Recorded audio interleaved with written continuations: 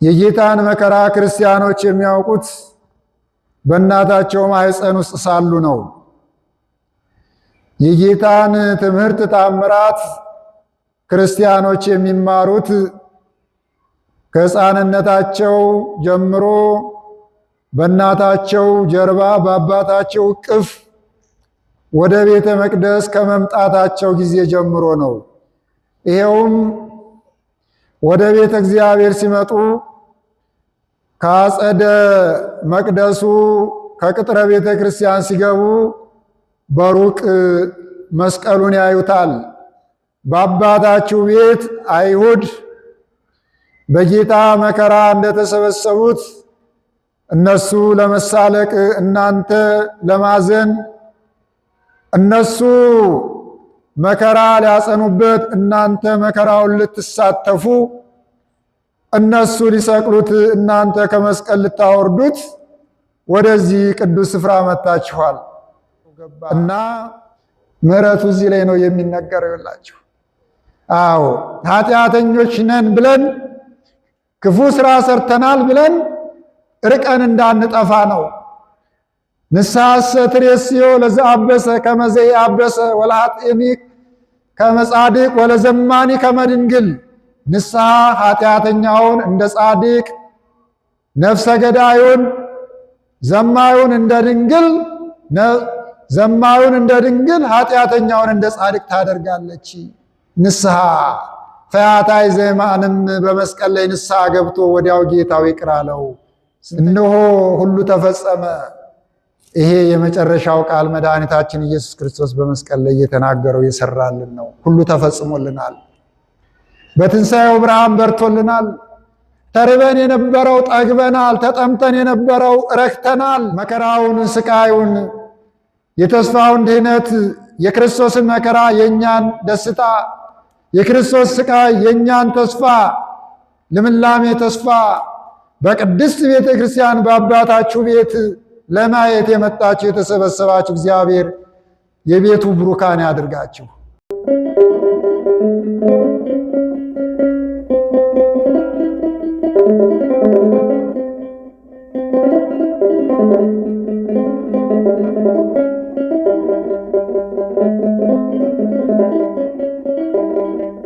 በዚህ አደባባይ እግዚአብሔርን ስታመሰግኑ የሰነበታችሁ አባቶች፣ ወንድሞች፣ ዲያቆናት፣ ዘማሪዎች፣ አባቶቻችን፣ ምዕመናን፣ እናቶቻችን፣ እህቶቻችን፣ ምዕመናት በምክንያቱ በቸርነቱ በአባትነቱ ፈቅዶ የሰበሰበን አምላካችን እግዚአብሔር ዓመታቱን በወራት ወራቱን በሳምንታት ሳምንታቱን በቀናት እያፈራረቀ የሚመግበን የሚወደን ሕይወት ጤናችንን የሚንከባከብልን አምላካችን ለዚህ ያደረሰን ጠብቆ ለአባትነቱ ለቸርነቱ ለሱ ምስጋና ይሁን። ወይቤ ተፈጸመ ኩሉ፣ እነሆ ሁሉ ተፈጸመ።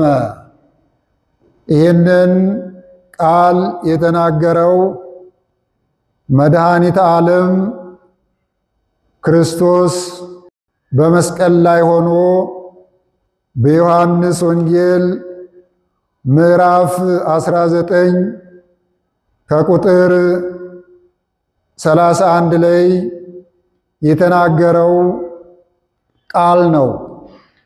ወይቤ ተፈጸመ ኩሉ፣ እነሆ ሁሉ ተፈጸመ ነው ያለው። የእግዚአብሔር ቤተሰቦች፣ አባቶች፣ ካህናት የጌታችን መከራ፣ የጌታችን ሕማማት፣ የጌታችን ስቃይ ክርስቲያኖች ወደ ቤተ እግዚአብሔር ከገቡበት ቀን ጀምሮ በማኅፀነ ዮርዳኖስ በማየገቡ ከተወለዱበት ጊዜ ጀምሮ ያውቁታል፣ ያስታውሱታል።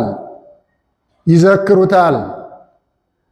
በዚህ መድረክ ላይ ስለ አምላካችን ጸዋትወ መከራ ስንናገር በታች የተቀመጣችሁት ምዕመናን የምታዳምጡት አታውቁትም ብለን አይደለም፣ ታውቁታላችሁ። የጌታን መከራ ክርስቲያኖች የሚያውቁት በእናታቸው ማኅፀን ውስጥ ሳሉ ነው። የጌታን ትምህርት ተአምራት ክርስቲያኖች የሚማሩት ከሕፃንነታቸው ጀምሮ በእናታቸው ጀርባ በአባታቸው እቅፍ ወደ ቤተ መቅደስ ከመምጣታቸው ጊዜ ጀምሮ ነው። ይሄውም ወደ ቤተ እግዚአብሔር ሲመጡ ከአጸደ መቅደሱ ከቅጥረ ቤተ ክርስቲያን ሲገቡ በሩቅ መስቀሉን ያዩታል። ወደ ውስጥ ሲገቡ መድኃኒታችን ኢየሱስ ክርስቶስ በመንበሩ ፊት ለፊት በመስቀል ላይ ተስሎ ከእናቱ ከድንግል ማርያም ጋር በመንበር ላይ ተቀምጦ ካህናቱ በመንበር ላይ አስቀምጠው ስጋውን ሲፈትቱት ደሙን ሲቀዱት ምዕመናን ስጋውን ሲበሉ ደሙን ሲጠጡ ከዛን ጊዜ ጀምሮ ሕፃናት ሲቆርቡ የክርስቶስን የመጣበትን ዓላማ መከራውን ስቃዩን ያውቁታል፣ ይማሩታል።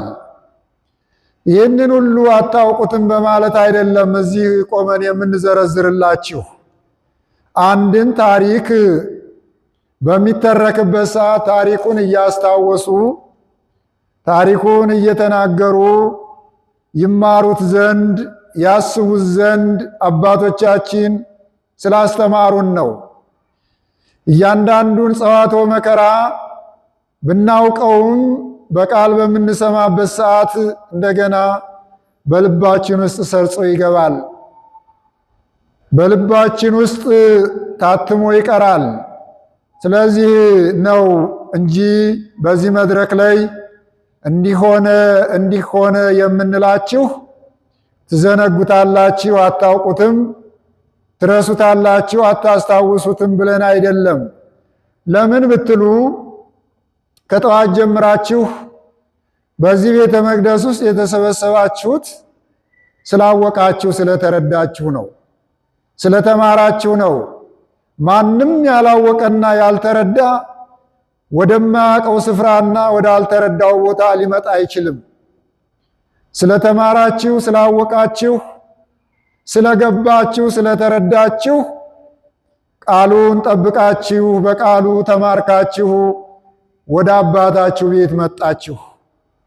በአባታችሁ ቤት ተሰበሰባችሁ።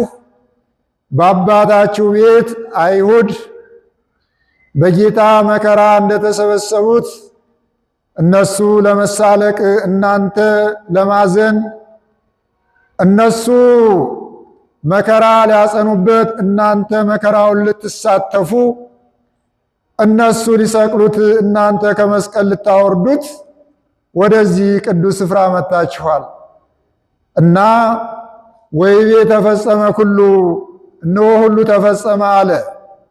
ዕለተ ዓርብ የኢየሱስ ክርስቶስ የመከራ ቀን ናት። ለእኛ ለክርስቲያኖች ግን ደግሞ የደስታ ቀን ናት።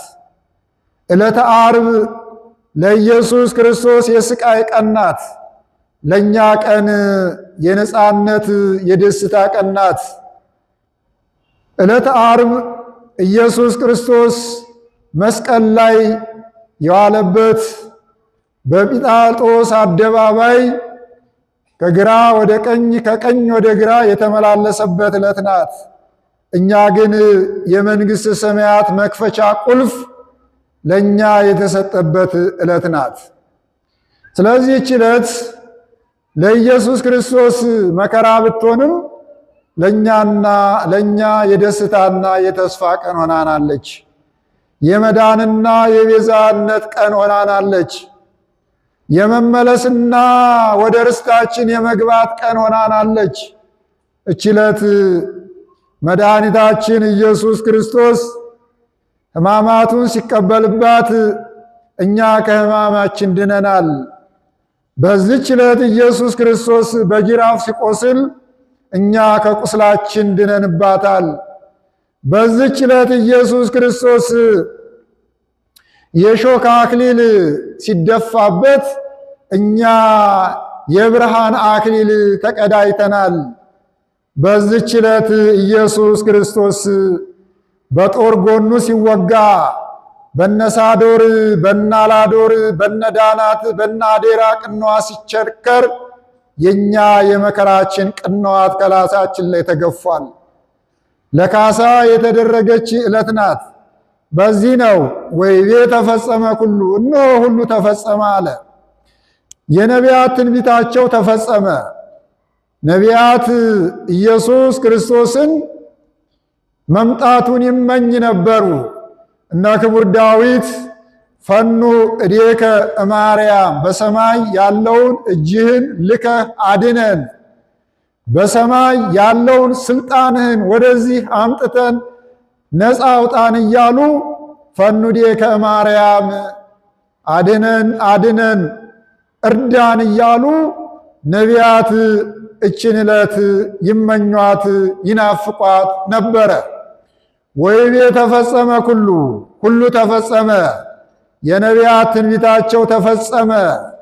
የቀዳማዊ አዳም የመከራው ጊዜ አልፎ የደስታው ጊዜ መጣ። በመከራው የደስታውን ጊዜ በመቀበሉ እነሆ ሁሉ ተፈጸመ። ዳግማዊ አዳም ክርስቶስ የተናገረው በቃሉ አድናለሁ ያለው፣ ወርዳለሁ ያለው፣ ወለዳለሁ ያለው የዳግማዊ ክርስቶስ ቃሉ ተፈጸመ።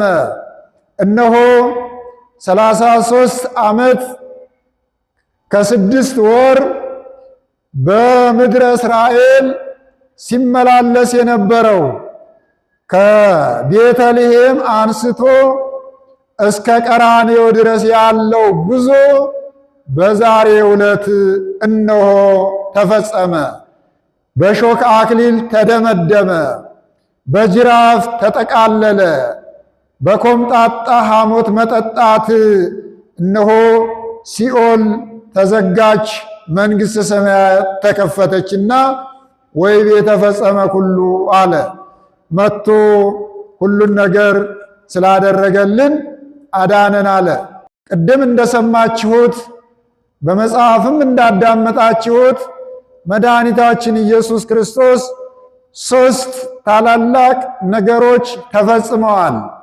አንደኛው 13ቱ ሕማማተ መስቀል፣ ሁለተኛው 7ቱ አጽርሃ መስቀል፣ ሦስተኛው እነሆ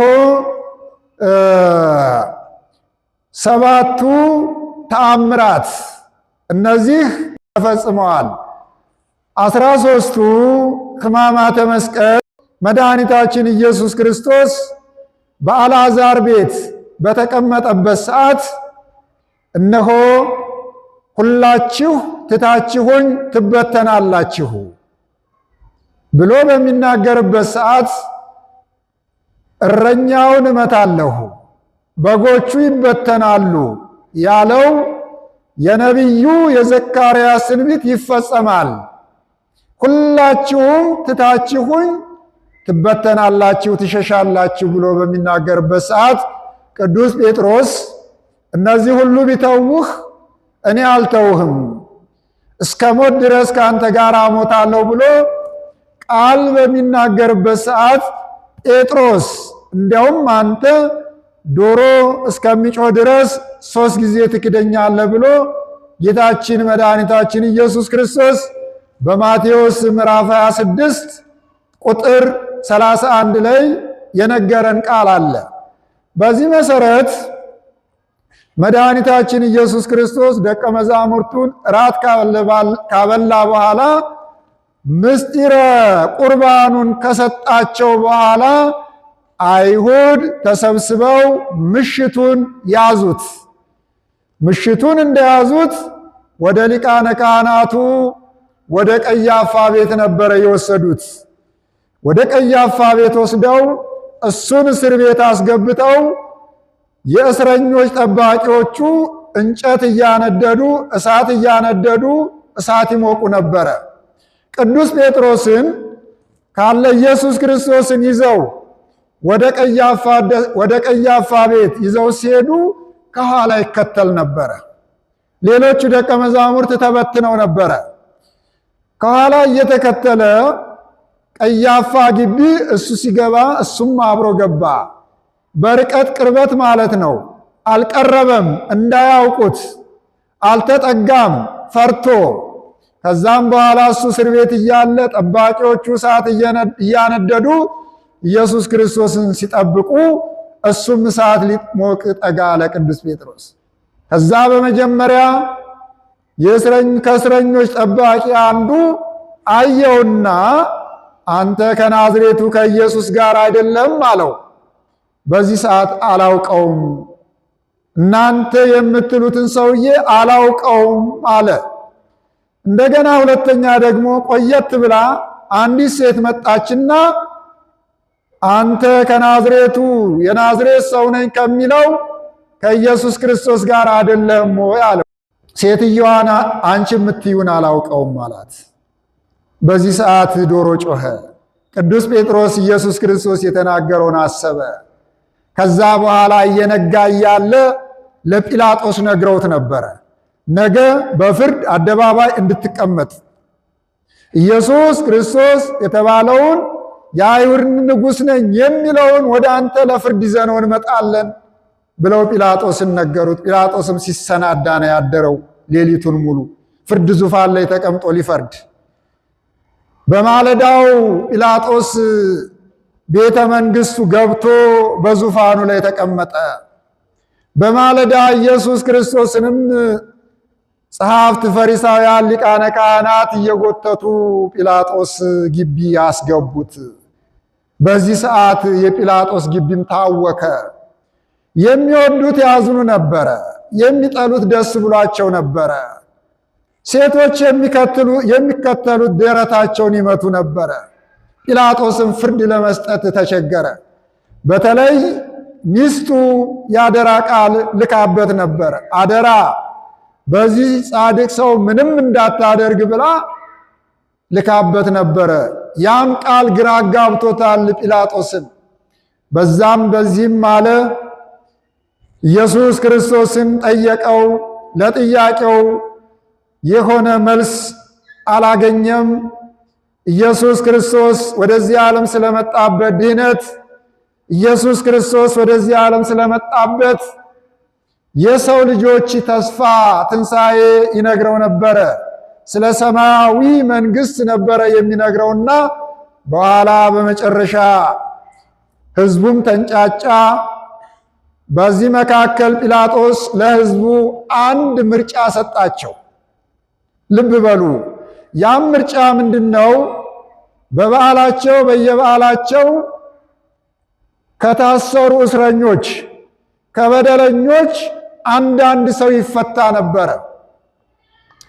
በዛን ወቅት ሕዝብ አሕዛብ ያስጨነቀ ሀገር ደፋሪ፣ ምንዝር አባራሪ፣ ቋንጃ ሰባሪ፣ በደለኛ በርባን የሚባል ሽፍታ በስንት መከራ ተይዞ እስር ቤት ገብቶ ነበር።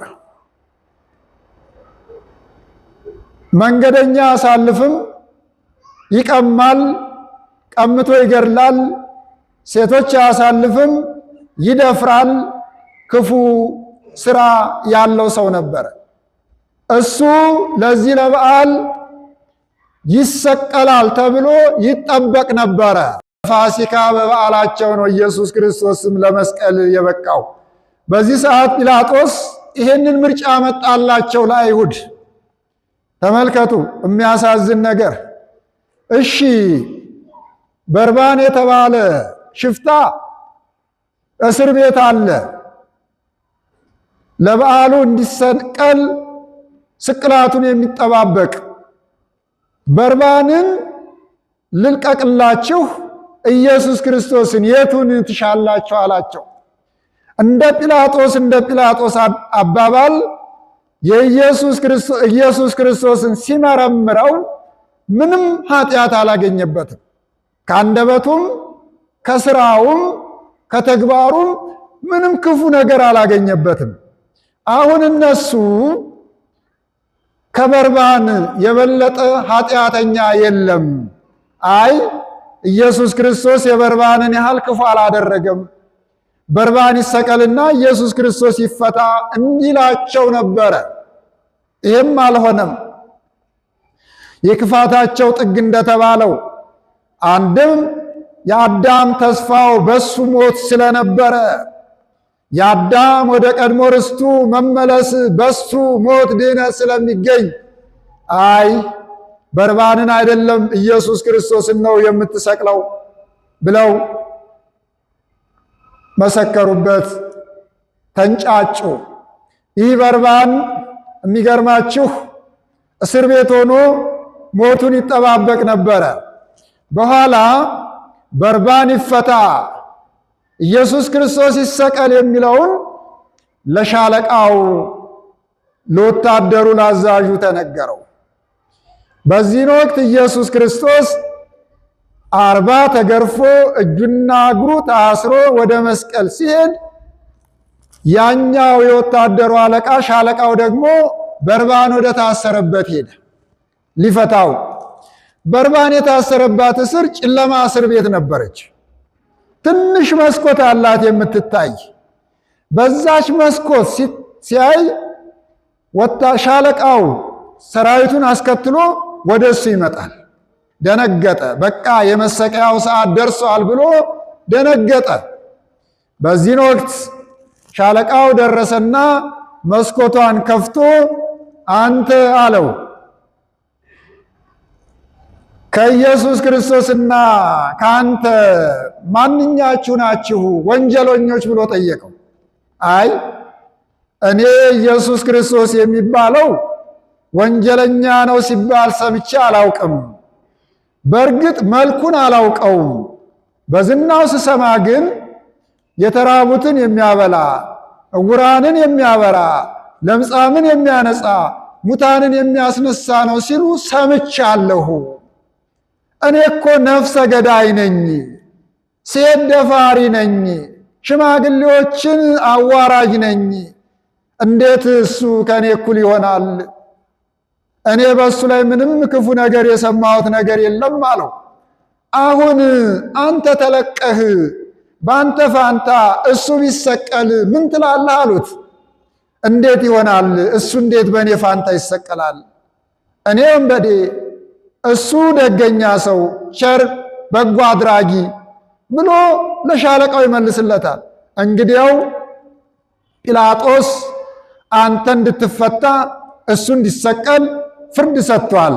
አሁን ከእስር ቤት ልናወጣ ነው የመጣ ነው ብለው በርባንን ፈቶ ሲለቀው ልክ ከእስር ቤቱ ተፈንጥሮ ወጣ ይላል። ከእስር ቤቱ ተፈንጥሮ ሲወጣ ወደዛ ወደ ጲላጦስ አደባባይ በአሰባሪ በአሳላጭ መንገድ ሲሮጥ ኢየሱስ ክርስቶስ አይሁድ ከበውት መስቀል አሸክመው እየጎተቱ ሲወስዱት ያል።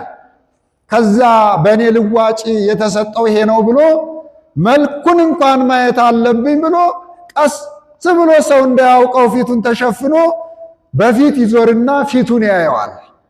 የኢየሱስ ክርስቶስን ፊት አንተ ነህ በእኔ የተቀየርከው ብሎ እንደገና አሁንም አላመነም። እስከሚሰቀል ድረስ እንደገና ፈርቶ ወደኋላ ተሸሸገ። ወደኋላ ተሸሽጎ ያለታ በበረሃ ሄዶ እሱ ተሰቅሎ ከመስቀል እስከሚወርድ ድረስ ፈርቶ በጫካ ውስጥ ተሸሸገ ይላል። ከዚህ በኋላ ኢየሱስ ክርስቶስ እያዳፉ ሲወስዱት የመጀመሪያው ተአስሮ ድኅሪት ነው። ቶሎ ቶሎ ልላችኋለሁ። ተአስሮ ድኅሪት ማለት ወደኋላ መታሰር ነው። እኛም በኃጢአት ወደኋላ ታስረን ነበረ።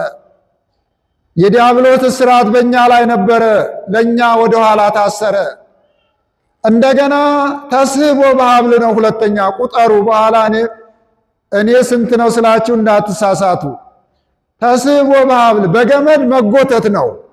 በገመድ መጎተት ማለት ሁለት ሰዎች ገመዱ ሁለት ነው የታሰረበት፣ አንዱ ወደፊት የሚጎተትበት፣ አንዱ ወደ ኋላ የሚጎተትበት። ከኋላ የሚጎትተው ጎትቶ ሲለቀው በፊት ይወድቃል። ከፊት የሚጎትተው ጎትቶ ሲለቀው ወደ ኋላው ይወድቃል። እና ተስቦ በሐብል በገመድ መጎተት ሁለተኛው። ወዲቅ ውስተ ምድር ሶስተኛው ከምድር ላይ መውደቅ። ምድሩ ድንጋይ ይሁን አፈር ይሁን ጠጠር ይሁን አይመረጥም። እዛ ላይ ይጥሉታል። ከጣሉት በኋላ እዛው ይረግጡታል። የሚረግጡትም አንድና ሁለት ሶስት ብቻ አይደለም፣ እየተራዱ ይረግጡታል። ተመልከቱ ወገኖቼ። ለዚህ ነው ዮሐንስ አፈወርቅ ብክይዎ ወላይዎ ለታፈቅርዎ፣ እናንተ የምትወዱት እናንተ የምታፈቅሩት አልቅሱለት አንቡለት ያለው ታላቁ ዮሐንስ አፈወርቅ በዚህ ነው። ወዲቅ ውስተ ምድር። እንደገና ከምድር ላይ መውደቅ ስንተኛ ነው አልኳችሁ? አራተኛ ተከይዶ በእግረ አይሁድ በአይሁድ እግር መረገጥ። አምስተኛ ተገፎ ማእከል አምድ። አምድ ማለት እንደዚህ ያለ ምሰሶ ነው። እዛ ላይ ያጋጩታል። ምሰሶው ላይ እየወሰዱ ግንባሩን ከምሰሶው ጋር ይመቱታል። ስድስተኛ ተጸፎ መልታይት፣ ፊትን በጥፊ መመታት። ፊቱን በጥፊ የሚመቱት እየተመረጡ ነው። እጃቸው የፈረጠመው ጉልበታቸው የጠነከረው እጃቸው ሰፊ ሆነ፣ እጃቸው ጠንካራ የሆነ እየተመረጠ ነው ፊቱን ምታው የሚባለው። ፊቱን ሲመቱት የእጃቸው ሰንበር እፊቱ ላይ ይታይ ነበረ ይላል። ስንተኛ አልኩኝ? ፊትን በጥፊ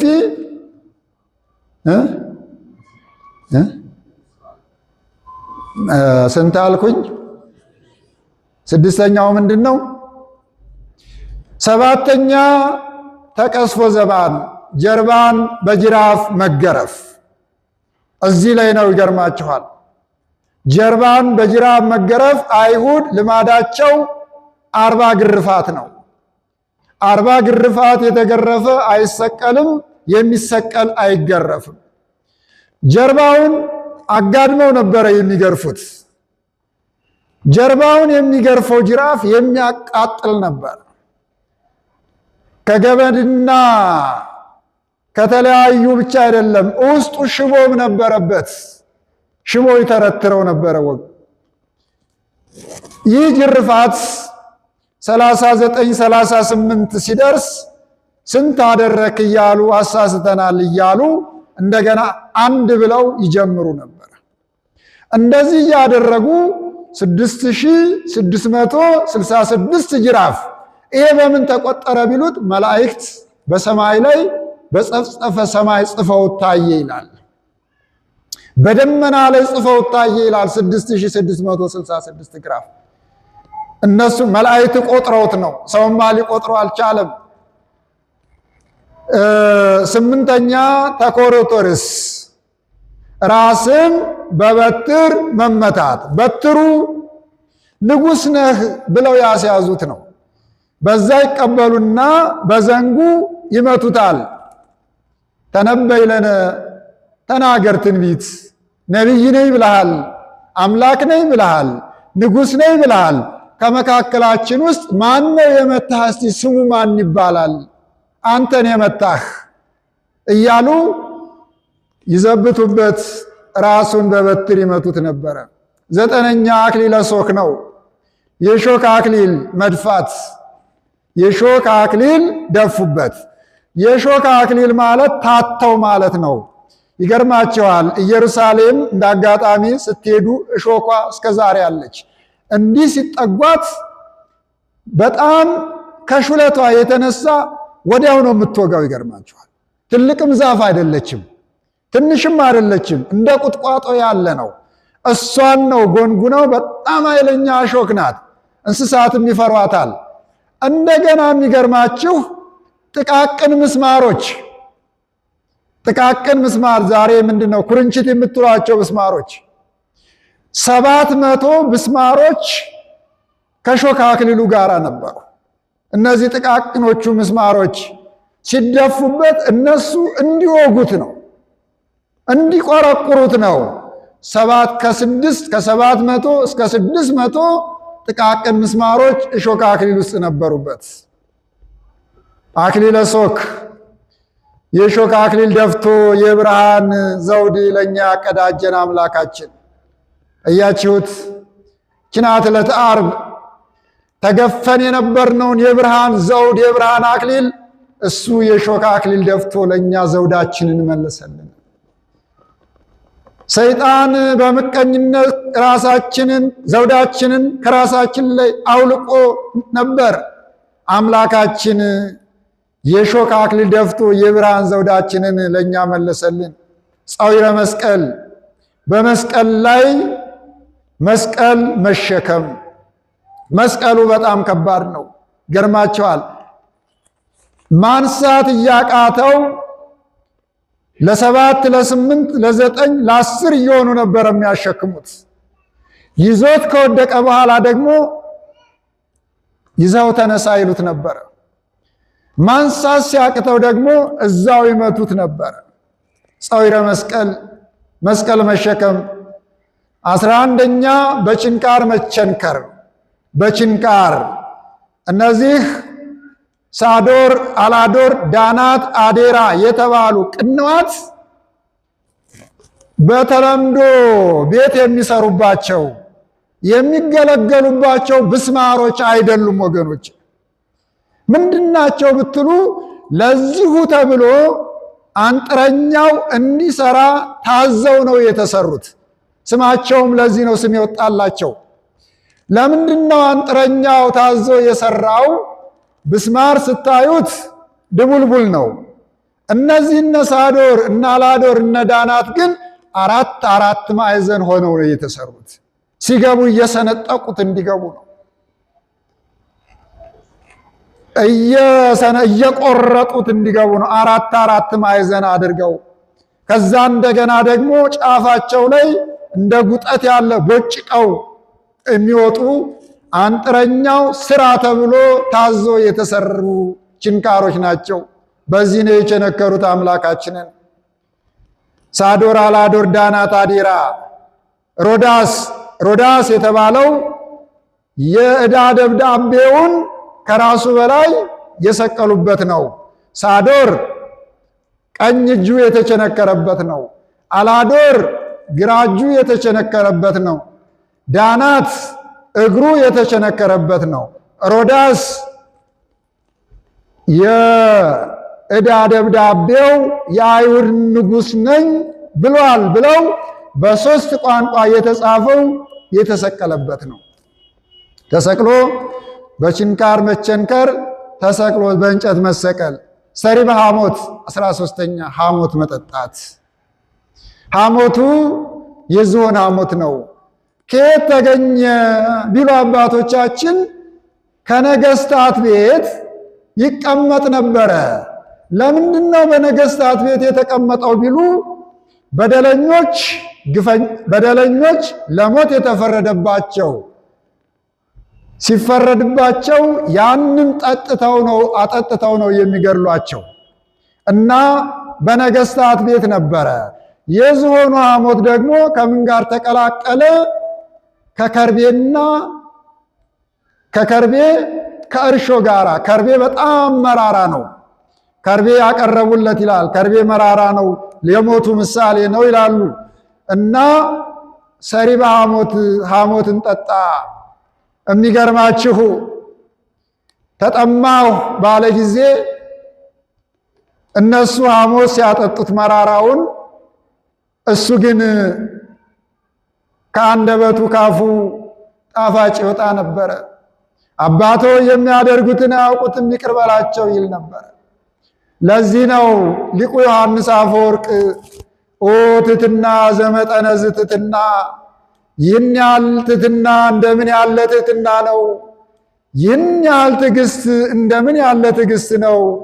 ይህን ያህል ዝምታ እንደምን ያለ ዝምታ ነው! ይህ ሁሉ ሲደረግ ይህንን ያለ ዮሐንስ አፈወርቅ እያለቀሰ ነው እና ይህንን ሁሉ ሲሆን አንዲትም ቃል አልተናገረም። በመጨረሻ አባቶ የሚያደርጉትን አያውቁትምና ይቅር በላቸው አለ እና እነዚህ በዕለተ ዓርብ የተፈጸሙ ናቸው። በዕለተ ዓርብ መስቀል ላይ መድኃኒታችን ኢየሱስ ክርስቶስ ሲወጣ ፍጡራን የኢየሱስ ክርስቶስን እርቃን አናሳይም ብለው በመጀመሪያ ፀሐይ ጨልማለች። ራቁቱን ሲሰቅሉት አይታችሁ እንደሆነ እዚህ ፊታችሁ ውሏል። እዚች ላይ ከለሜዳ ነበረች። ከለሜዳ ይሏታል አባቶቻችን። ከዛ ውጪ ወደ ላይም ራቁቱን ነው፣ ወደ ታችም ራቁቱን ነው። የተዘረረው ራቁቱን ነው። ብርሃን የሚያጎናጽፈው ለፀሐይ የሰናፍጭ ቅንጣት ያህል ብርሃን ሰጥቶ ዓለምን የሚመራው እዚህ ቦታ ይጎድላል ሳይባል በሰማይ ላይ አንዲት ትንሽ ቅንጣት አውጥቶ ለዓለም የሚያበራውን እሷ እንዲህ ያለው ፈጣሪን አላሳይም ብላ ብርሃኗን ከለከለች። ራቁቱን ሲሰቀል መሳለቂያ አይሆንም ብላ ጨረቃ ደሟን ለበሰች። ከዋክብት ከሰማይ ረገፉ። አለቶች ተሰነጣጠቁ። ስንቶኑ? 4 መቃብራት ተከፈቱ። የቅዱሳኖች ቅዱሳኖች ተነሱ ከሞት። 5 ሙታን መቃብራት ተከፈቱ። 6 ሙታን ተነሱ። 7 የቤተ መቅደስ መጋረጃ ለ2 ተሰነጠቀ። እነዚህ ተፈጸሙ። ጌታ ኢየሱስ ክርስቶስ በመስቀል ላይ ያለ ነው እነዚህ የተፈጸሙት። እሱ ደግሞ በመስቀል ላይ 7 ቃላትን ተናገረ። 7ቱም ቃላት የምህረት ቃላት ናቸው። አንደኛው በመስቀል ላይ አባቶ የሚያደርጉትን አያውቁትምና ይቅር በላቸው። ሰሞኑን ስትሰሙት የሰነበታችሁ ነው። በሉቃስ 23:34 ላይ ስትሰሙት የሰነበታችሁት ቃል ነው። ሁለተኛ እነሆ እናትህ። ልብ በሉ። ይሄ በትምህርታችሁም በስብከታችሁም ጠዋትና ማታ ካህናቱ ያነቡላችኋል። እነሆ እናትህ፣ እነሆ ልጅሽ። ይሄ የመስቀል ላይ አደራ ይባላል። የመስቀል ላይ ቃል ይባላል። በመስቀል ላይ የተዋሉት ፊርማ ይባላል። የማይሻር የማይደመሰስ የማያልፍ ቃል ኪዳን ይባላል። ይሄ እዚህ ጋር ማን አለ? ድንግል ማርያም አለች። እዚህ ጋር ማን አለ? ወዳጁ ዮሐንስ አለ። እዚህ ጋር ማን አለ? መስቀል ላይ የተዘረረው ኢየሱስ ክርስቶስ አለ። እናቱ ድንግል ማርያም መስቀሉ ስር ሆና ታለቅሳለች። ዮሐንስ ወዳጁ እያየ ደረቱን ይመታል፣ ፊቱን ይነጫል። ሁለቱ ግራና ቀኝ ሆነው አያቸው፣ በመስቀል ላይ ሆኑ። ዓይኑን ዘለግ አድርጎ እነሆ እናትህ፣ እናትህ እሷ ናት። ዮሐንስንም እሷንም እነሆ ልጅሽ፣ ከዛሬ ጀምሮ አንተ እናት ትሁንህ፣ አንተ እናት ትሁንህ፣ አንተ ደግሞ ልጅ ሁናት ብሎ በመስቀል ላይ ቃል ኪዳኑን አዋዋላቸው። የመስቀል ላይ ውል ይባላል ይሄ። በእናቱ ድንግል ማርያም በዮሐንስ አማካይነት ለድንግል ማርያም በመስቀል ላይ መሰጠታችን ይላሉ አባቶች ሲተረጉሙት። ድንግል ማርያም ደግሞ በዮሐንስ አማካይነት ለእኛ መሰጠቷ የማታልፍ እናት፣ የማያልፍ አባት፣ የማያልፈው አባት የማታልፈውን እናት፣ የማያልፈው አባት የማያልፈውን ወዳጅ ዮሐንስን ሰጠን። ሶስተኛ እውነት እልሃለሁ ከኔ ጋር በገነት ዛሬ ትሆናለህ። ይሄ ደግሞ በሉቃስ 23:43 እውነት እልሃለሁ በገነት ከኔ ጋር ትሆናለህ። ይገርማችኋል። የታደለ በቅጽበት ወዲያው ምንም ሳይሰማ ምንም ሳያይ በመስቀል ላይ ያለ አንዲት ቃል ተናግሮ ይሄንን ቃል መስማት እንዴት ደስ ይላል። ፈያታዊ ዘየማን ጠይቀውታል፣ ሱራፊ ጠይቆታል። ይሄንን ወደ ገነት የደሙን ማህተም ሲሄድ እንዴት ሆነ ወደዚህ መጣህ ሲለው ፀሐይ ቀጸበተኒ ፀሐይ ቀጸበተኒ፣ ፀሐይ ስትጨልም አይቼ፣ ጨረቃ ደም ስትለብስ አይቼ፣ ከዋክብት ሲረገፉ አይቼ በመንግሥትህ አስበኝ ብዬ ተማጸንኩት። ከሱራፊ ጋር ሲከራከር ነበረ። መጽሐፉ ሰዓት ስለሌለ ነው ያልሰማችሁት። እነሆ እውነት እልሃለሁ ዛሬ በገነት ከኔ ጋር ትሆናለህ የተባለው ፈያታይ ተዘከረኒ እግዚኦ በውስተ መንግሥትከ። ሁለቱም በግራና በቀኝ የተሰቀሉት። የሚገርማችሁ ፍቅር እስከ መቃብር ይሏል ይሄ ነው። በግብፅ በስደቱ ሰዓት እንደው ትንሽ ልንገራችሁና ሰዓት ለምን ፈጀብን እንዳትሉ፣ እመቤታችን ስትሰደድ እመቤታችንና ዮሴፍ ሰሎሜ ሲሄዱ በግብፅ ውስጥ ፈያታዊ ዘየማንና ዘጸጋም ጥጦስና ዳርክስ ይባላሉ። ሽፍቶች ናቸው። በበረሃ እየቀሙ የሚኖሩ ናቸው። እመቤታችን ወደ በበረሃ ስትሰደድ አገኟት። ልጇን ይዛ የወርቅ ጫማውን የልጇን ወሰዱባት፣ ልብሱን ወሰዱበት። ከዛ በኋላ ይሄ የታደለው ፈያታዊ ዘየማን በተራ ነው የሚካፈሉት የሰረቁትንና ፈያታዊ ዘየማን እባክህ እነዚህ ሰዎች ያሳዝናሉ፣ እችም ሴት የቤተ መንግሥት ሴት ትመስላለች እና እንመልስላቸው እያሉ ሲነጋገሩ እመቤታችን ቆመው ታያቸዋለች። ሌባ የወሰደውን ወሰድኩ ብሎ አዩኝ አላዩኝ ብሎ ይሮጣል እንጂ ቆሞ ይማከራል። እንግደለው ልጇን እንግደልባት እያሉ ነው ብላ ምርር ብላ አለቀሰች ይላል። እነሱ የሚማከሩት እንመልስላቸው ነው። ያ ከዛ በኋላ እንመልስላቸው ሲሆን ያንተ ተራ ሲሆን ትወስዳለህ፣ የኔ ተራ ሲሆን እንመልስ ትላለህ አለው። ከዳን እስከ ቤርሳቤህ በግብፅ በረሃ ከኢየሩሳሌም ከጠረፏ እስከዚህ ድረስ የዘረፍነውን የኔ ፋንታ የሆነውን ውሰድ፣ የእነዚህን ሰዎች ግን መልስላቸው ብሎ ሲነግረው እኔ የምሸገረኝ ከዛ አይበልጥም ብሎ ያንን ሊመልሱላቸው ሲሄዱ እመቤታችን ክፉኛ አዘነች። ሊገሉት ነው በቃ ብላ። ከዛ ጫማውን መለሱለት፣ ልብሳቸውን መለሱለት። እነኚህም ተመለሱ። እመቤታችንና ዮሴፍ ልጇ ጉዟቸውን ቀጠሉ። ከዛን ጊዜ ጀምሮ ይህ ሰው የርኅራኄ ሰው ነበረ። በኋላ በተሰቀለ ሰዓት ከ30 ዓመት በኋላ እንደነገርኳችሁ በቀኝ ተሰቅሎ አስበኝ አለ። እንደ ዛሬ ሁሉ በገነት ከኔ ጋር ትሆናለህ ብሎ አለው። የደሙን ማኅተም ሰጥቶ ተስፋ የተነገረላቸው ትልቁ አዳም ጌታ የመጣለት እናታችን ሔዋን፣ አብርሃም፣ ይስሐቅ፣ አርስተ አበው ደጋጎቹ ገነት ሳይገቡ በአንዲት ቃል ቀድሟቸው ገባ። ምሕረቱ እዚህ ላይ ነው የሚነገረው። ይላችሁ አዎ ኃጢአተኞች ነን ብለን ክፉ ስራ ሰርተናል ብለን ርቀን እንዳንጠፋ ነው። ንስሐሰ ትሬስዮ ለዘአበሰ ከመ ዘኢአበሰ ወለኃጥእኒ ከመ ጻድቅ ወለዘማኒ ከመ ድንግል። ንስሐ ኃጢአተኛውን እንደ ጻድቅ፣ ነፍሰ ገዳዩን ዘማዩን እንደ ድንግል ዘማዩን እንደ ድንግል ኃጢአተኛውን እንደ ጻድቅ ታደርጋለች ንስሐ። ፈያታዊ ዘየማንም በመስቀል ላይ ንስሐ ገብቶ ወዲያው ጌታው ይቅር አለው። ስንተኛው ነው? ሶስተኛ አራተኛው ተጠማሁ ነው።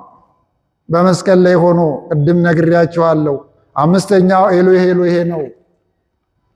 ስድስተኛው ቅድም ርዕስ ያደረኩት እነሆ ሁሉ ተፈጸመ። በቃ ሁሉ ተፈጸመ። የአዳም ተስፋው ተፈጸመ። የአዳም ድህነቱ ተፈጸመ። ሲኦል ተዘጋች፣ መንግሥተ እግዚአብሔር ተከፈተች። የመስቀል ዓላማ ተተከለልን። ጠላት ዲያብሎስ ተረገጠ። የብርሃን መስኮት ተከፈተ። ከዚህ በኋላ እግዚአብሔር ከኛ ጋር ሆነ። ማን ይችለናል? እነሆ ሁሉ ተፈጸመ። ይሄ የመጨረሻው ቃል መድኃኒታችን ኢየሱስ ክርስቶስ በመስቀል ላይ የተናገረው የሰራልን ነው። ሁሉ ተፈጽሞልናል። በትንሣኤው ብርሃን በርቶልናል። ተርበን የነበረው ጠግበናል። ተጠምተን የነበረው ረክተናል። ዮሐንስ አፈወርቅ አሁንም በምስጋናው በመጨረሻ የተናገረው ኦ አንትሙ ሕዝበ ክርስቲያን፣ እስቲ በምርቃት ሰናይ ለክሙ ሰናይ ለክሙ፣ እነሆ በጎ ተደረገላችሁ አለ። ልክ ዮሐንስ አፈወርቅ እንደ አባ ሕርያቆስ በምስጋና ነው ቅዳሴውን የጨረሰው። አባ ሕርያቆስ ቅዳሴውን በምስጋና ነው የጨረሰው። እናንተ የክርስቲያን ወገኖች ብሎ ነው የጨረሰው። እንደዚሁ እንደተሰበሰባችሁ በደብረ ጽዮን ይሰብስባችሁ፣ ነፃ በምታወጣ በኢየሩሳሌም ቅዱሳን ባሉበት፣ የሕፃናት ድምፅ በሚሰማበት፣ መዝሙረ ማኅሌት በሚደመጥበት፣ እሱን ለብቻው ሌላ ቀን እንለዋለን። የእመቤታችን ቅዳሴ ሲቀደስ ዮሐንስ አፈወርቅ ምስጋናውን በምን ጨረሰው? ሰናይ ለክሙ፣ በጎ ተደረገላችሁ። ሰናይ ለክሙ ወአባጋ መሬቱ ለክርስቶስ፣ እናንተ የክርስቶስ የቤቱ መንጋዎች። አልባሲሁ ለክርስቶስ ይላቸዋል ምዕመናንን። አልባሲሁ ለክርስቶስ ማለት የክርስቶስ ልብሶች ማለት ነው። ክርስቶስ ሙሽራ የሆነባቸው የተሞሸረባቸው ምዕመናን፣ ስጋውን የከፈነባቸው፣ ቁስሉን ያሰረባቸው። የቁስል ማሰሪያ ፋሻ ይባላል፣ ሐኪሞች የሚያስሩበት።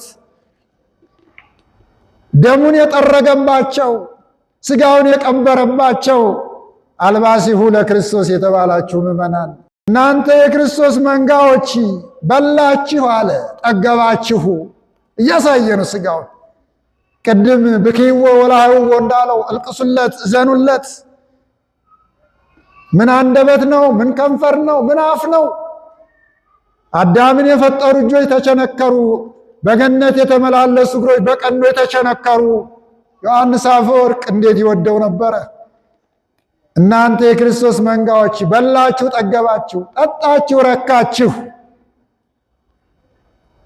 እግዚአብሔር ከእናንተ ጋር ይሁን፣ በሰላም ወደ ቤታችሁ ግቡ አለ። ቅዳሴው ምስጋናውን የጌታን ምስጋና ካሰማ በኋላ አሁንም የእግዚአብሔር ቤተሰቦች፣ የክርስቶስ ልብሶች፣ የክርስቶስ ሙሽሮች እንኳን ለዚህ ቀን አደረሳችሁ።